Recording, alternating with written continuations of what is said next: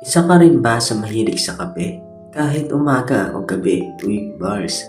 Unang dumating ang kape sa Pilipinas noong 1740s dala ng mga Espanyol. Ginawa itong pangunahing pananim sa Cordillera at Batangas, kaya naging bahagi na ng buhay ng mga Pilipino. May tinatawag na kapehan.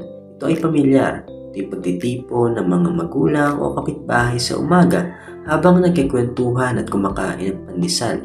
Ang kape rin ay pampagising para sa mga nagtatrabaho ng maaga, pero hindi lang kasi ito para minsan sa enerhiya, para na rin ito sa pampagaan ng loob.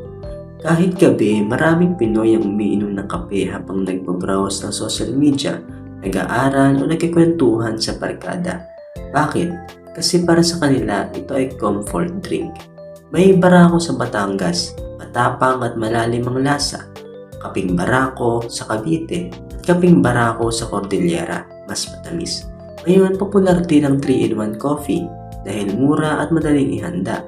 Pero marami pa rin talaga naghahanap minsan ng barako para sa tunay na lasa. Sa Pilipinas, ang pag-aalok ng kape ay tanda ng paggalang at pagmamahal. Kapag may bisita, unang ibinibigay ang kape. Kahit sa opisina, ang coffee break ay oras para mag-bonding. Sa madaling salita, ang kape sa Pilipinas ay hindi lang inumin.